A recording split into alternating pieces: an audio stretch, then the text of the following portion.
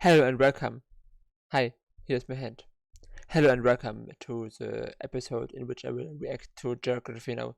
Austria, my little German also speaking neighbor. But don't make the joke and say that hey, it's just a part of Germany. The time in history when this was the case was not the best time of history. For both German and Austria. So especially for people from a country not Germany or Austria, I think making this joke is not good. And also, it's not good to make this from a German perspective, but I think when we do it as a joke, it's kind of okay. But if other people just come to Austria and say, "Hey, oh, wasn't this part of Germany, or is this not part of Germany?" I think that's not a good thing to say to an Austrian person. So don't do it. He also mentions this in the video. I already recorded this video, at least a few minutes of it, because then I found out that my recording tool was set up to stop after, I think, 3 minutes and 50 seconds or so. So I had to record again. Yeah. That's aside. Yeah, don't make this joke. When you are German, you can make this joke, I think, as a joke. I think you shouldn't, but I think it is a different thing when you make it as a German as when you do it as another country which has nothing to do with it. Yeah. But when you're Austrian, when you are someone from Austria, then just tell me how you think about this. I would imagine that it is a bit different if a German do it, or maybe it's specifically it's not a good thing when the German do it, especially, and other countries can do it. I don't know. I think Austria is a good country, an interesting country in a few different I have a few different reasons why I'd like Austria. I mean, more than other countries, and more than other countries in Europe, and also one reason why I probably would like at least Vienna more than most other cities in the world. More to this later in the video when he mentioned something where I can say this in. Otherwise, I just say it at some point in the video. Yeah, let's just start with the video. Also nicht vergessen, wenn's nach Österreich kommst, aber wenn's Deutsch reden, nennt es nicht Deutsch. Yeah, don't call an Austrian person a German person. He's maybe a German-speaking person. I mean, the German language is not just spoken in Germany. Also, as I said, in Austria, in Liechtenstein, a very small country at the west of Austria, Switzerland. To some some people also in Belgium speak German, and in Luxembourg also some, also French, and but yeah, and other countries of course also are German speakers, but these are the countries where a bigger German minority or even a German majority. So I think in Luxembourg it's not an official language. Maybe it is one of the official languages. In Belgium, I know it is one of 3 official languages: Dutch, French, and German. But about Luxembourg, I'm not sure. In Switzerland, it's of course the native language, and in Austria, and in Germany, obvious. Yeah, but don't call them a German. Austrian will speak German. Or a German like language, maybe you can also say. You could even say maybe that the German, I mean the traditional German which people used to speak when a long while ago in the area, and then it just kind of developed into different kind of Germans, like the German we speak in Germany, the German we speak in Austria, and just our country is also called Germany. But so a country does not, I mean, yeah, you know what I mean, I hope. It's time to learn geography. Now! Hey peeps, I'm your host Paul Barbato. Let's dissect the flag. flag is one of the oldest used flags of Europe. Disputably, legend has it that the flag comes from the Siege of Acre after Leopold V came back from battle and removed his belt with his blood-soaked tunic, leaving a red-white banner. Keep in mind that the Austrian flag looks very similar to the flag of Latvia. However, the Latvian flag has unequal-sized bands and is a darker shade of red. Keep in mind, many other countries in the Eastern European region, specifically the Pan-Slavic areas, still retain a part or complete version of the white-red pattern on their flags, like Austria. We'll explain a little bit more about this, but first, let's talk about the borders. In terms of its location, Neighbors, Germany, of course.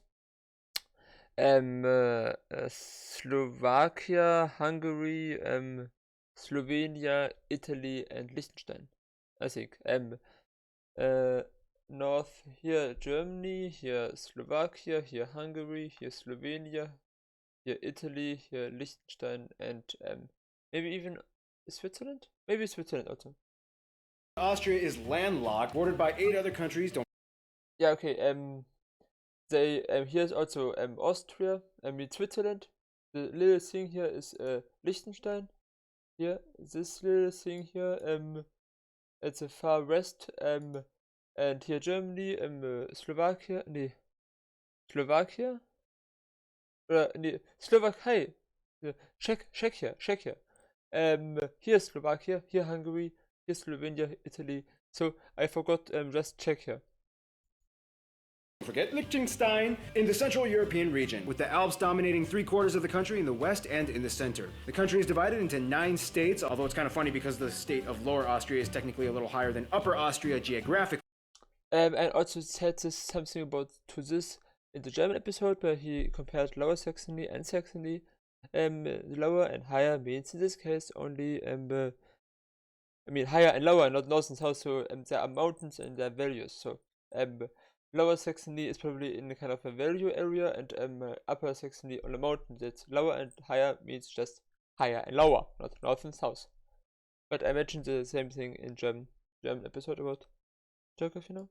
The capital and the largest city is Vienna, located on the eastern side of the country, where 1 out of every 8 Austrians can be found. The city is a wonderful assimilation of centuries-old stone churches, palaces, opera houses, and monuments, as well as modern high-rises, skyscrapers, and business offices. Oh, and there's dozens of castles speckled throughout the entire country. Remember how in the Albania video I told you play that whole Find the Bunker game? Well, in Austria, it's kind of like Find the Castle game. As a member of the EU, Austria's borders are pretty open with all of its neighbors, and are pretty much virtually invisible with the exception of the occasional river or mountain blocking the way. The only controversy it really has is in the South Tyrol region, which historically belonged to a number of different kingdoms and empires, but for a long while it belonged to the House of Habsburg, a historically fascinating lineage that would eventually play a pivotal role in providing half of Europe with all of their monarchical lineages. In short, it kind of initially belonged to Austria. However, after the Treaty of Saint-Germain-en-Laye in 1919, the entire southern part of this region was kind of reluctantly given to the Kingdom of Italy. This explains why Austria has a relatively narrow eastern parameter that stretches into the Alps, as the South Tyrol region, which previously gave the country a wider range of dominion, was ceded to Italy. Austria was kind of like, okay, Italy, we'll give you this piece of land, but just a little heads up, pretty much everybody in there is Austrian and they speak German and they kind of want to be part of Austria. But hey, it's all yours. The most confusing part of the region, though, would have to be the Jungholz Enclave, located right on the border of the Bavarian region. I think, with South Tyrol, I'm not sure why Italy wants this so much. Because both are in the Euro, and if there should ever be a European central state, where all of the countries become one, and this could be one of the situations where we could draw new borders and give future potentially provinces or something like this, however we could call it then, North and South Tyrol into one Tyrol region. We could do this also with Catalonia and Spain, and if there should ever be such a united European state, as I think it would be nice, theoretical. Region of southern Germany. This place only has about 300 people, separated into 4 small towns. This area is strange because it is one of Europe's only 3 quadrupoint borders and is technically joined by Austria by only a small narrow corridor, only a few meters wide, on the top of the adjacent Zugspofen mountain that crosses over into the Austria side. Otherwise, the only way to get into Austria from this region is by driving through Germany. This means that if you don't want to go through Germany to get into Austria from this region, the only way is to literally climb to the top of Softspoken mountain to the very point where the four borders meet and climb all the way down to the rest of Austria. Since the 19th century, the borders have been literally marked every single step of the way, and the top has a markstone that distinguishes the narrow crossing. Believe it or not, this is actually a common hike that a lot of people take, despite the fact that many of them don't even understand the significance of the markers. Speaking of mountains and hikes, let's talk about the physical geography. As mentioned before, about 3/4 of Austria is mountainous, with the Alps dominating the center and western parts of the country. These mountains are the characterizing segments that give Austria its distinct national identity, both historically and culturally. In short, even though the vast majority of people in Austria live in the low-lying plains around the mountains, Austria would not be Austria without the Alps. These mountains can actually be quite quirky, almost with minds of their own. For example, every spring in the Hochschwab Mountains and forests on the east side of the Alps, the snowmelt from the mountains completely engorges the Grüner See, or the Green Lake, engulfing the entire park with trees and benches underneath it. These mountains also provide the perfect setting for Austria's favorite sport, skiing. The problem though is that although these mountains are very beautiful, they do kind of make a lot of the country uninhabitable or difficult to cultivate. Although 40% of the land is covered in forests, less than 20% of the land is arable. And for the record, yes, The Sound of Music was filmed in parts of Austria. No, not everybody has seen or even cared about seeing that movie. Of course, the mighty Danube River flows through the northern part of the country and has historically played a vital role in Austria's economy and trade sector, especially after the construction of the Rhine-Main-Danube River Canal back in 1992, which allows ships to finally pass from the North Sea through Europe into the Balkans and ending into the Black Sea. The low-lying areas of eastern Austria have nice grassy hills and plains, perfect for cattle raising and, of course, dairy production, where some of the classiest Austrian cheeses are produced. Now, of course, Austria's economy is not really that heavily based on agriculture, but rather services and industry, specifically in engine and medication manufacturing. But who does all the manufacturing? Let's find out in demographics. You know, as the home country of Mozart, Austria still kind of lives up to its classy expectation. Austria has a population of about 8.5 million, about 90% of whom are ethnically Austrian, and 10% from other nations, mostly from Germany and the former Yugoslavian states such as Hungary, Serbia, and Bosnia, with an influx of Turkish people having immigrated over the past few decades. The reason why there are so many Eastern Europeans in Austria has somewhat to do with the Austro-Hungarian Empire and the Habsburg dynasty, which was one of the most pivotal monarchies that shaped the entire course of European history in every corner, from Spain to France, England to Russia, and so on. The Habsburgs even took over Mexico for a short period of time. That's how powerful these people were. Yes, Austrians speak German, however, rule number one, do not call them German. He mentioned this again, but maybe it's also necessary. Kind of reluctant to even tell you that they speak German, and will be very quick to point out that it's Austrian German, not German German. The language has a very distinct vocabulary, a lot of the words influenced from Eastern European nation words, and they also have their own standard dictionary set apart from the German and Swiss dictionaries. The dialects can change drastically in Austria. Sometimes it only takes about 40 kilometers traveling inward until you reach an area that has a completely different accent. And don't even get started on those Liechtensteiners. In contrast to... I mean, they're proud to be Germans. I mean, they're proud to be Austrian, sorry. They're proud to speak German. Their own version of German.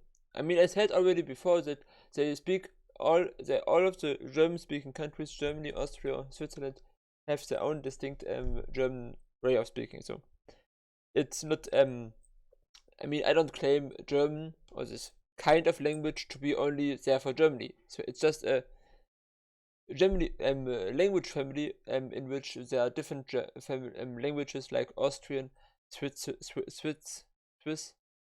Liechtensteinisch. I'm not sure what they speak, but they have all their own distinct different language, which are similar, but it's not the same.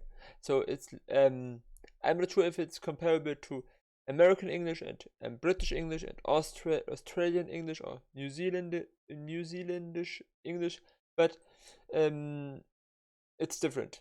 I don't claim that German or this kind of language is only there for Germany. So I say this again, and I'm sorry for saying they are proud to be German. It was a mistake. Germans, Austrians like to define themselves as more soft-spoken and reserved. They don't like to upset anybody, and courtesy is very highly expected in this country. Educational accomplishments and achievements are very highly prized in Austria. One thing Austrians do kind of obsess over, though, are titles. They prefer to be addressed by every title that they've obtained for themselves, even if it equates to like 15 titles. Mr., Dr., Chairman, Vice CEO, Chairman Otto von Schnitzelbach Krakengeschäftmeier. One thing that Austrians will tell you that they really like to do is just taking simple walks, whether it's just for an hour to clear their head, and in any weather, whether it's great or whether it's raining. They even have a word for it, spazieren gehen. Don't be... Yes, that's maybe confusing for some people outside of Europe, because I mean, I think Germans also do it, like to do it. I like to do it, just walk out through the city or through the nature sometimes and get the head cool down maybe a bit, but just relax. I mean, maybe some people. My girlfriend from Vietnam also says that she would never do something like this. She takes a motorbike wherever she needs to go, and also don't understand, or not so much understand what it really means to take a walk. But I think that's not just for Vietnam or for United States. I heard also from US Americans that they don't understand this concept. But yeah, I like also to do it. So if you also like to do this and you are not from Europe or a German-speaking country or a European country, then just tell me also. Also, if you are from such a country like Germany or Austria, in the comments. Surprised if an Austrian invites you to just go for a walk. Go with it. They're a little bit more conservative in their politics, which can possibly be attributed to the growing elderly population. However, the youth have always been known to ruffle up a few controversy feathers here and there. I mean, the winner of last year's Eurovision contest was an Austrian drag queen with a beard. They keep things a little bit on the down low. However, once every so often, one notable figure comes and shines through, like Christopher Waltz and everyone's favorite bodybuilder Arnold Schwarzenegger, which, by the way, contrary to some stupid rumors, no, the last name Schwarzenegger does not have a racist connotation behind it. It literally just means the person from Schwarzen. Schwarzen meaning black, Egger meaning soil, black soil, fertile soil. It basically just means the place of the fertile soil. The family is descended from a long line of prosperous farmers, which is what the name refers to. Case closed! Speaking of relationships, let's talk about the friend zone. I hope it's not too bad with Germany. I mean, the relations. I don't think that they are bad. In the simplest way I can put this, this is kind of what Austria's relationships kind of look like. Now shut up and dance with me! Pretty much all of Austria's best friends have some kind of a love-hate relationship with them, but love always wins in the end. It's kind of crazy too, because in the nicest, softest way I can put this, Austria did kind of start or influence both world wars. World War I with the attack. Yeah, that's unfair. Was in the First World War, it was, I think, just an Austrian guy, and in the Second World War it was just because Hitler was born in Austria. So that's very not very straightforward, but responsible. Attacks from the Empire on Serbia after the Archduke was assassinated, and World War II because, well, I mean, Hitler was kind of born in Austria. I mean, no Austria, no Hitler. To this day, Austria is incredibly neutral in their affairs and lies in a very... That's also something I mentioned in the beginning of the video, that there are a few things I like about Austria. One of the things is that the neutrality. It's not part of the NATO. It's not part of European Union, of course, but not NATO. So no military alliance. Yeah, I like this. And the other thing about Vienna, that this red Vienna, maybe you heard of it. That the housing kind of how they practice social housing. It works very well in Vienna, and it's something which is of course amazing, for and maybe also something where other countries could take a look on this and see, oh, that's how it works, that's how it can work, so maybe we can also do it like this. Good example for good social housing. Maybe we'll put a link to a video I watched about this in the description. Interesting alliance limbo, as they have neither joined NATO or the Warsaw Pact. But enough on that. In regards to their eastern neighbors, because of the whole Austro-Hungarian Empire, Austria and many of the other Central and Balkan states like... And also right now, with the current conflict, the current war in Eastern and in Ukraine, Eastern Europe and in Ukraine, not Austria is still neutral. So it also, unlike Switzerland, not Switzerland, unlike Sweden and Finland, Austria is also not now trying to join NATO, and they are still neutral, and they also want stay neutral also in the future. I like this. Like the Czech Republic, Slovakia, Serbia, Bosnia, Herzegovina, and so on, have close ties to Austria, even though historically they had lots of drama under the Habsburg dynasty. But hey, it was either the Habsburgs or the Ottomans, and they hated the Ottomans. In regards to Italy, Italy has always been a huge trade partner, but of course, like mentioned before, the whole South Tyrol region thing kind of causes a little bit of tension. They aren't going to war or anything, but Austria is kind of like, look, Italy, I mean, come on. Everybody there is Austrian. In terms of their best friends, Austria would kind of reluctantly say Germany, but more specifically Bavaria, the region of South Germany. Bavarians and Austrians are very similar in their culture and tradition. Some Austrians will tell you that because they get along so well, Bavaria is said to be the 10th Bundesland, or state, of Austria, although Bavaria alone has more inhabitants than the whole of Austria. You know all that stereotypical lederhosen and dirndl costume stuff that you see on all those Oktoberfest commercials? Yeah, that's kind of what you would attribute to Bavarian and somewhat Austrian culture, but they only do that on special occasions. I mean, if it was up to me, I would wear that stuff 24/7, but hey, to each his own. In conclusion, Austria is kind of like the country that secretly changed. I don't think that lederhosen and this dirndl are so comfortable. I don't think that anyone could wear this 24/7, but yeah, I have never tried it. Changed the entire course of all of European history right under our noses without us even knowing about it. Here's one more picture of Arnold Schwarzenegger, and get ready because Azerbaijan is coming up next. So I hope I didn't offend any Austrian. Please forgive me if I did through my comments about Austria and Germany. I try to do my best. I like Austria very much. I'm amazed about some things in Austria. I would definitely like to visit Austria at some point. I mean, it should be easy. It's literally south of Germany, and I don't need any visa or so I could just visit there. Yeah, and I hope you all enjoyed the video. Subscribe to my channel, and we'll see each other next time again.